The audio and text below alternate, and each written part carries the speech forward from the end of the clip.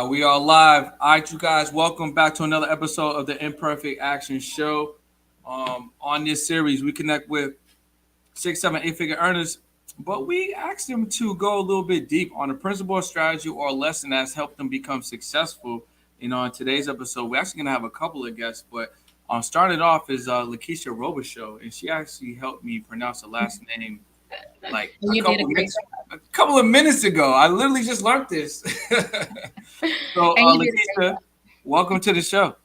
thank you so much for having me. I'm excited to be here, and you did a great job pronouncing the Rover Show. Thank you. It's literally the third time I've said it now, so I feel good about it. So tell us a little bit about you. Obviously, we know you're a mom and you're a wife and you're an accomplished professional. But let's talk about the categories that you're in. Anissa has said something to me a little bit about the human resource category. But Yes, yeah, I would love to hear from you what you got going on and how you are making an impact. absolutely. So I'm the founder and CEO of Cheaper Minds Staffing and Cheaper Minds Insurance, and under Cheaper Minds, we provide outsourced HR for our clients. So we serve as their human resources. A lot of businesses in the beginning, unfortunately, they feel that they don't need human resources until something happens, or they really get their team going and they understand that there has to be policies and processes in place for that. And so we serve as their HR department. We take care of compliance, onboarding, payroll management, employee handbooks, which are critical for any business. You know, if you have one employee, you need an employee handbook to cover you.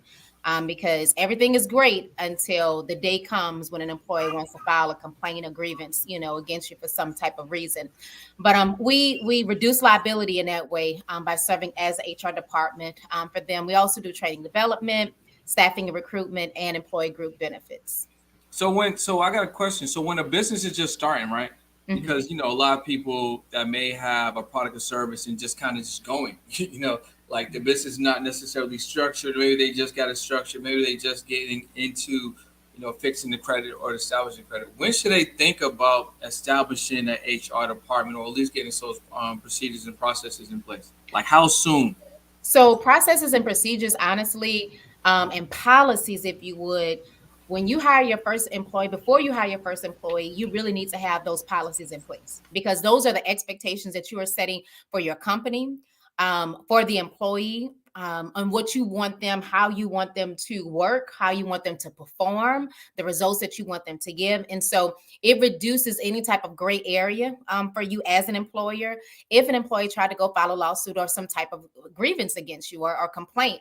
So before you hire that first employee, you really need the employee handbook and really the policies and processes really before you hire the first employee, because the more you grow and you add more employees, the harder it gets to try to come back and put these policies in place because you're trying to backtrack things that you've already done.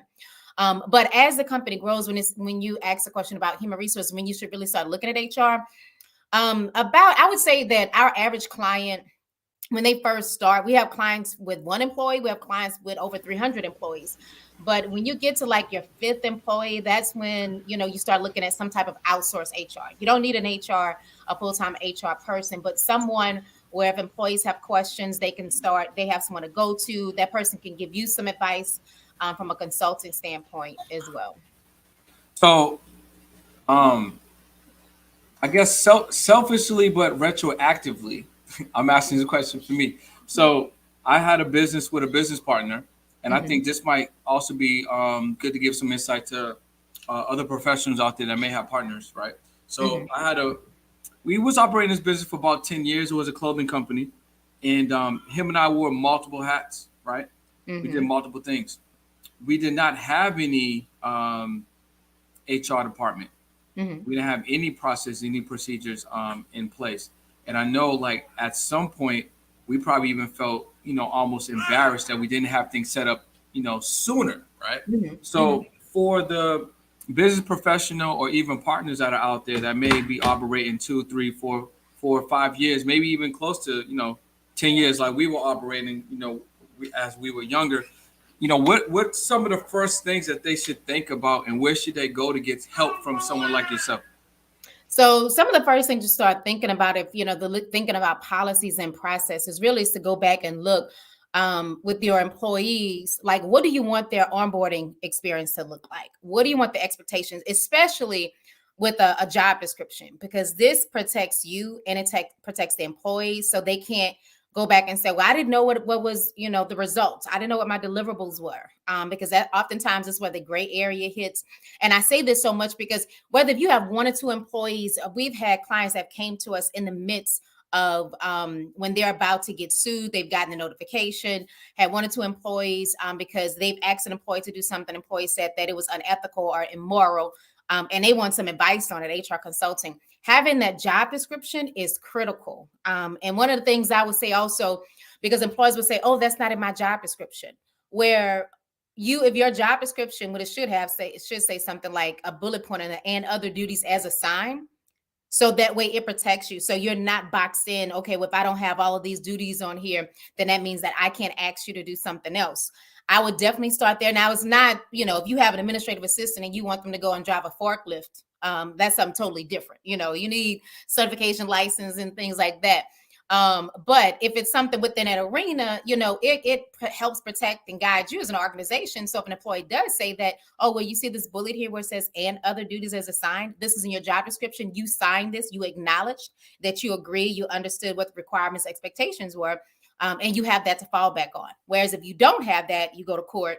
Okay, well, the employee didn't know that. You never communicated that to the employee. So who's at fault then? So I would definitely start there when we talk about helping protect you from the beginning, definitely with the job description for sure, and onboarding processes. So definitely, yeah, I could see how that would be super helpful, right? So, because I'm thinking about when I first started this business, when this was probably my second business as an entrepreneur. I'm 26 at the time, right? And we're just going. It's like I got to get this done. I'm just doing, right? So you have in your mind what needs to get done, and you just do it.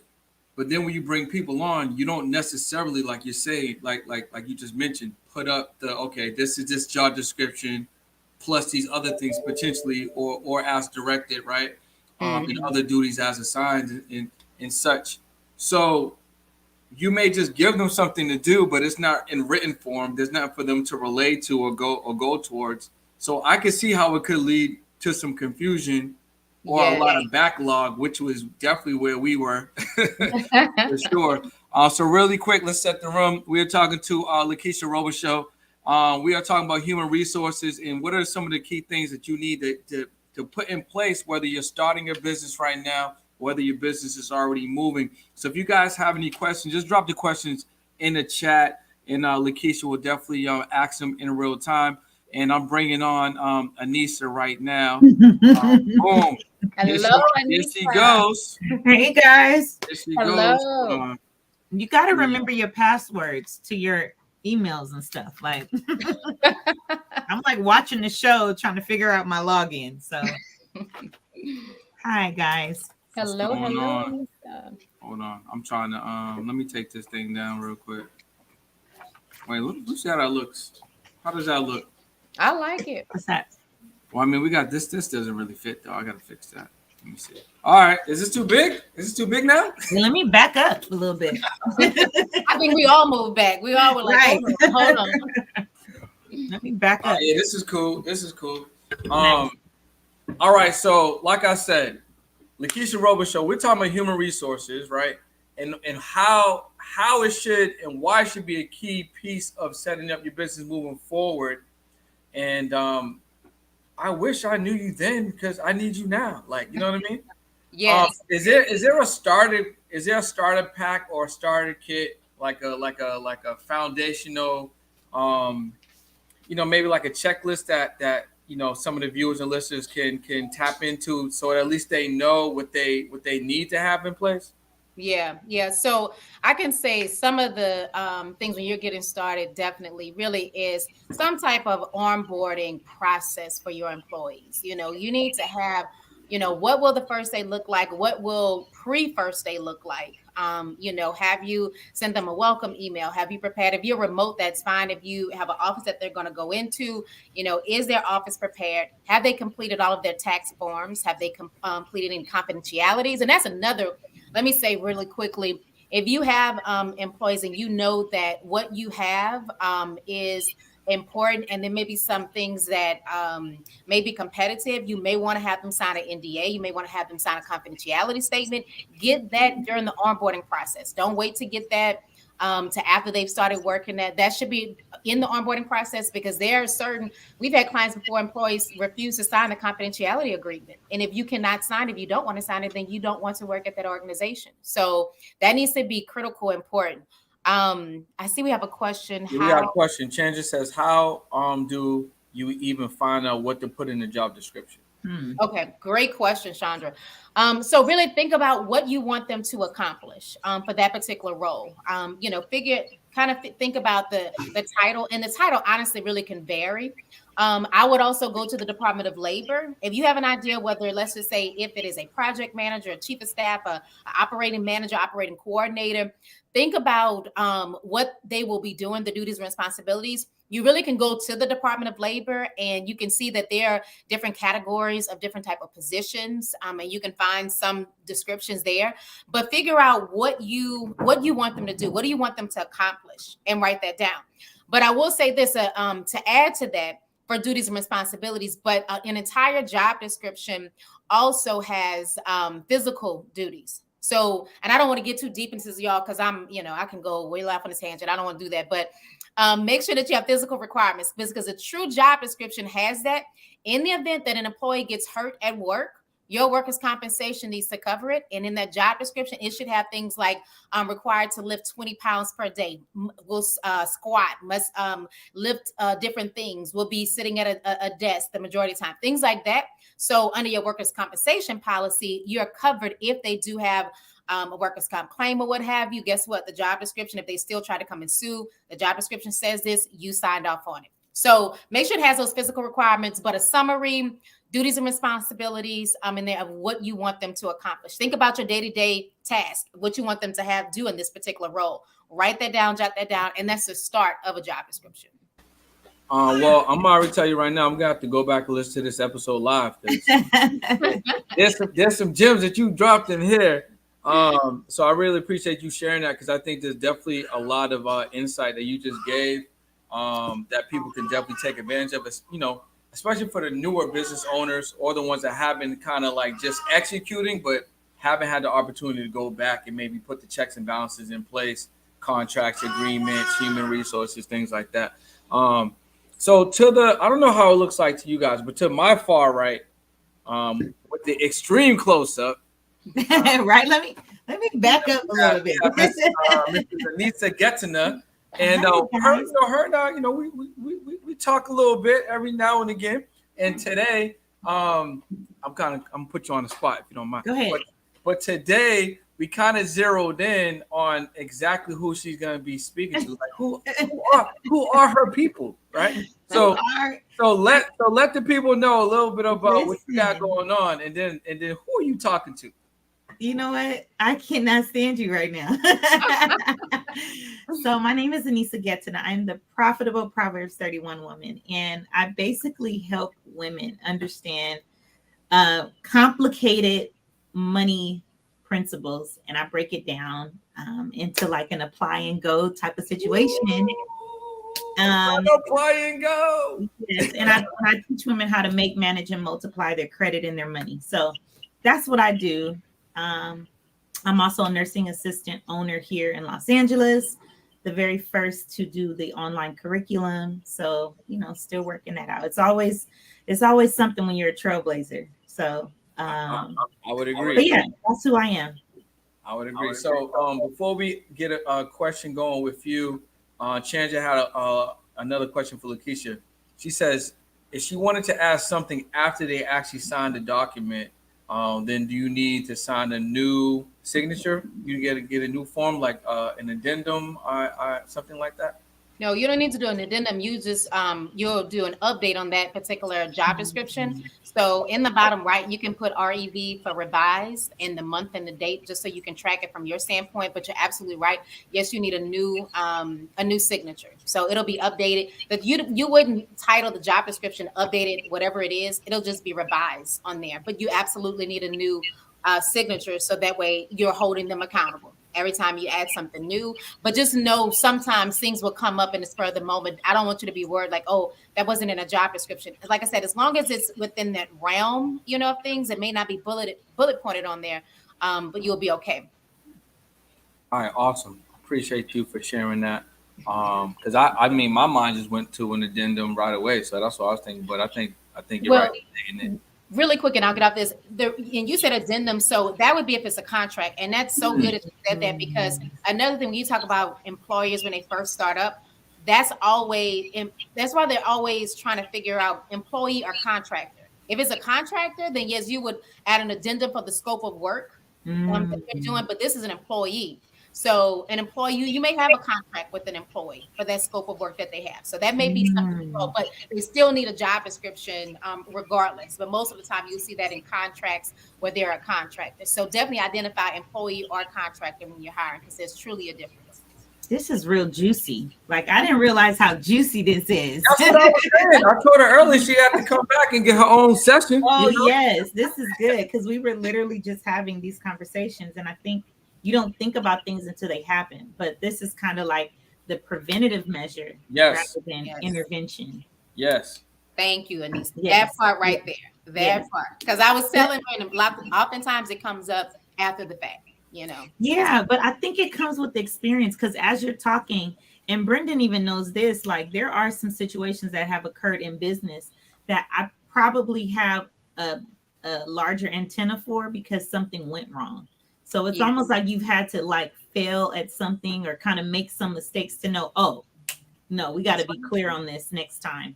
But it's good to have someone like you to kind of troubleshoot that before, for new entrepreneurs or people that are like that are expanding their business, which a lot of people are.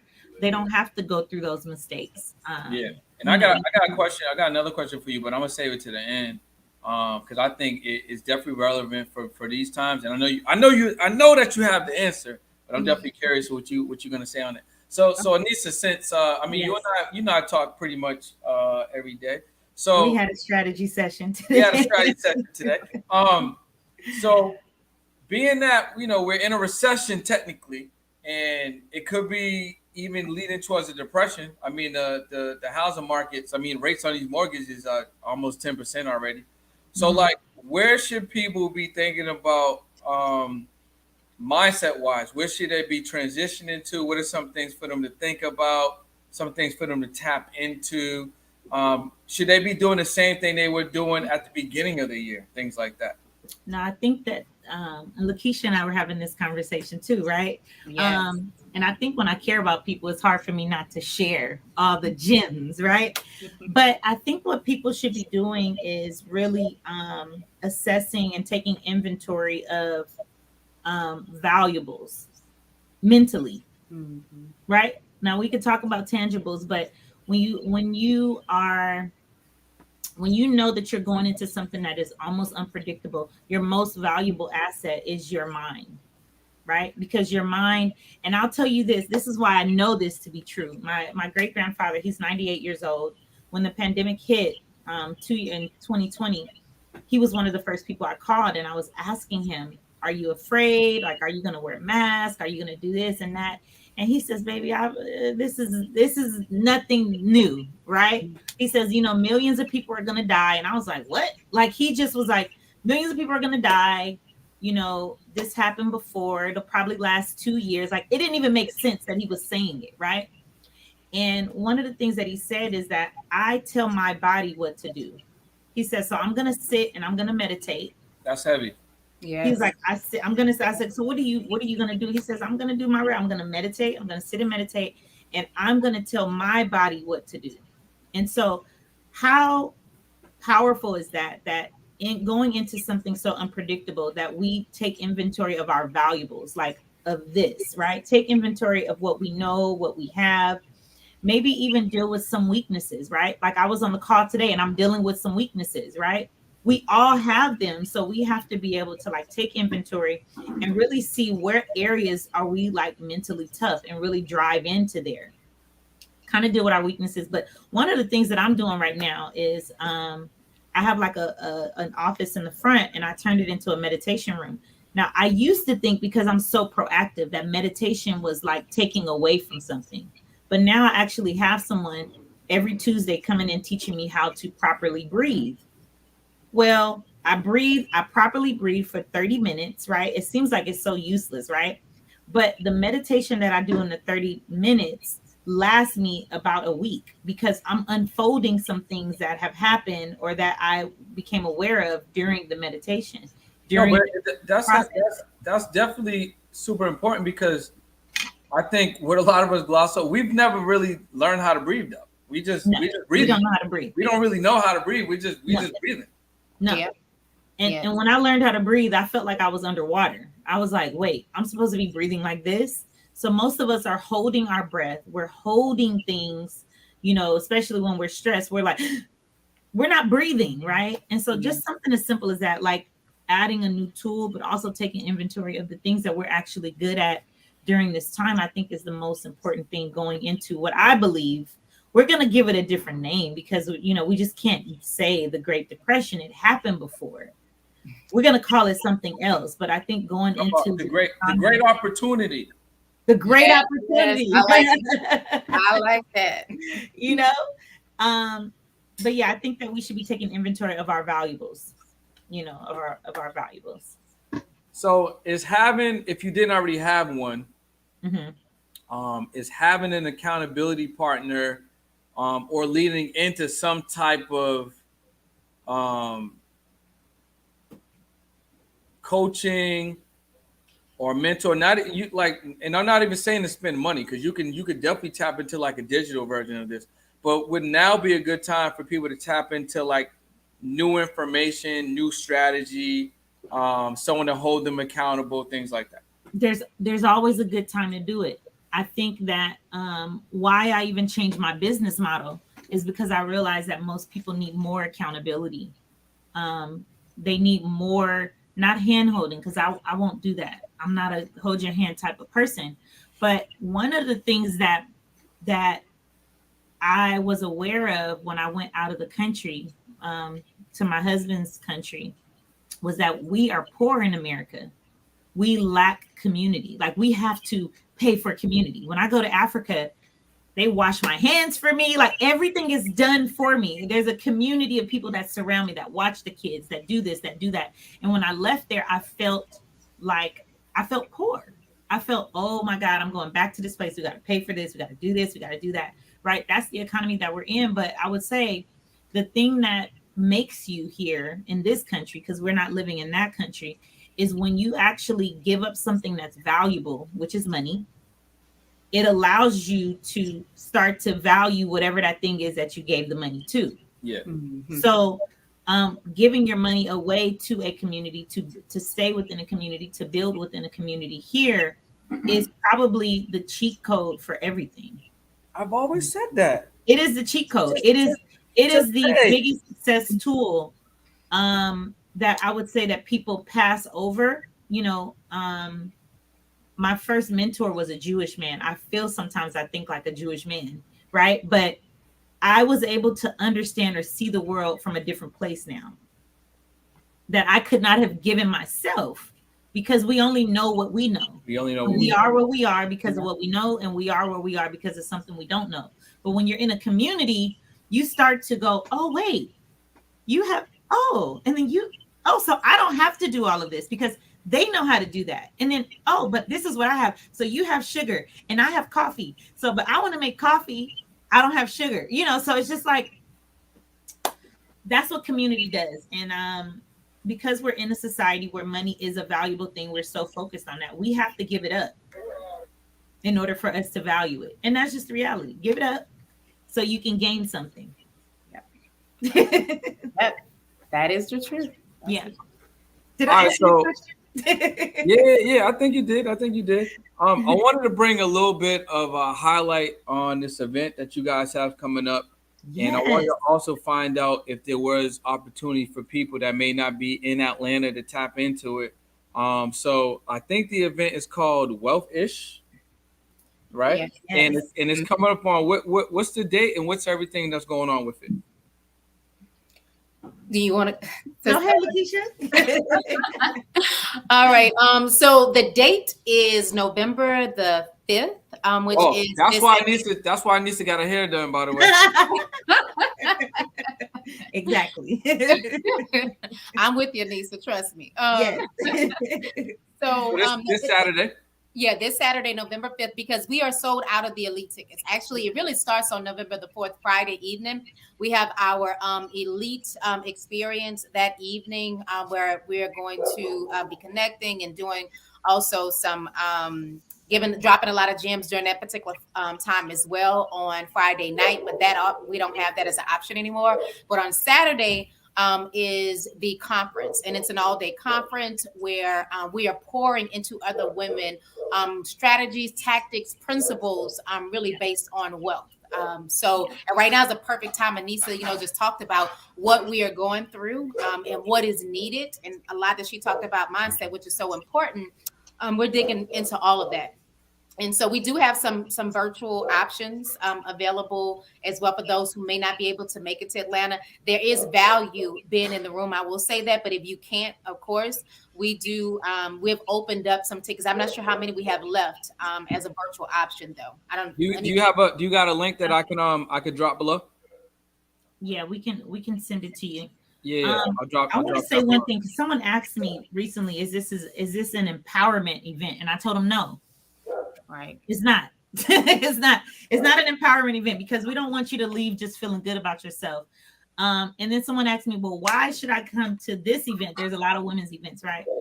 And my answer to them was, we're all women that have something in common. We have invested in ourselves, right? So I want to learn from somebody that already believes in themselves. Like, I want to learn from somebody that take big risk. Like, I don't want to just hear some fluff. I really want to know like the mistakes. I want to know what, how you turned it around. I want to hear about, some difficulties that you had and how you were able to turn the water into wine. Like, I want to hear about all of that. And so this is not like, we're not here to like say, hey, you can do it and you're more than enough. We're here, like, this event is going to be actionable steps. Like, we're going to make sure that the people leave and you leave with something to be able to go out and make some sort of transformation or make the transformation there. So I'm really excited about this event because I think it's a pivotal time, even though people don't have the urgency that I tend to have about what's going on.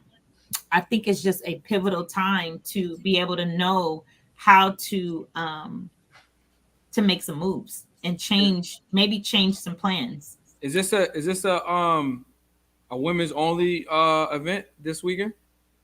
Yes, it is.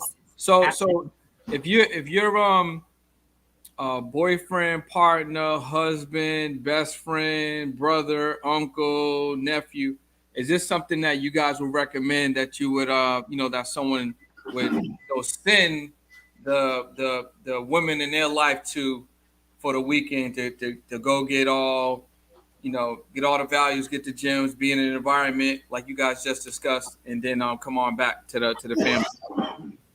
Yeah, absolutely. We definitely recommend, for any man, our boy, like you said, boyfriend, what have you, whatever status they may be, if you really want to pour into your significant other or a friend or whomever, sister, wife, girlfriend, we highly recommend it because this is an opportunity for women, to network together, to build together. It's going to be so much information and value that's shared in that room that you definitely don't want to miss out. And so in times like this, it is very important, to really gain access to this type of information.